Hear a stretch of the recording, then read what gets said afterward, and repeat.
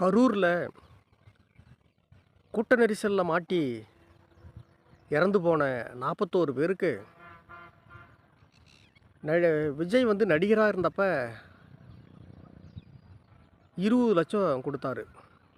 தலைக்கு 20 லட்சம் கொடுத்தாரு. அப்புறம் மற்ற கட்சிகள்லாம் 10 லட்ச ரூபா கொடுத்தாங்க.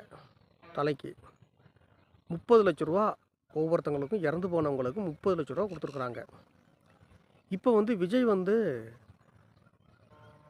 இறந்து போனவங்களுடைய வீட்டுக்கு ஒவ்வொரு வீட்டுக்கும் ஒரு அரசு வேலைக்கு கொடுக்குறதா செய்திகள் வந்து வெளில வந்துக்கிட்டு இருக்கு. அவங்க என்ன போராட்டத்தில் கலந்துக்கிட்டாங்க? இந்திய எதிர்ப்பு போராட்டத்தில் கலந்துக்கிட்டாங்களா? இல்லை மொழி உணர்வுக்காகவும் இன உணர்வுக்காகவும் போராடினவங்களா?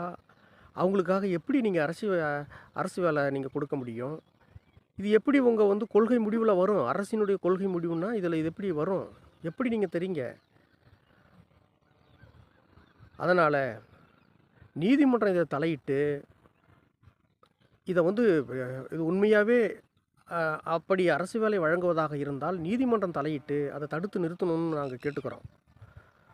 அதோடு மட்டும் இல்லாமல் லட்சக்கணக்கான இளைஞர்கள் படிச்சுவிட்டு வேலை இல்லாமல் இந்த நாட்டில் கிடக்கிறாங்க.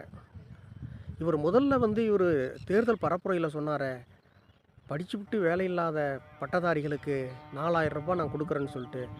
அதை முதல்ல கொடுங்க சிஎம் விஜய் சார். அதை விட்டுட்டு நீங்கள் எப்படி இந்த மாதிரியான ஒரு முடிவெல்லாம் எடுத்துக்கிட்டு இருக்கிறீங்க? அரசு வேலை எந்த அடிப்படையில் நீங்கள் கொடுக்க போகிறீங்க? ஆனால் இதெல்லாம் பார்த்துக்கிட்டு தமிழ்நாட்டு மக்கள் சும்மா இருக்க மாட்டாங்க.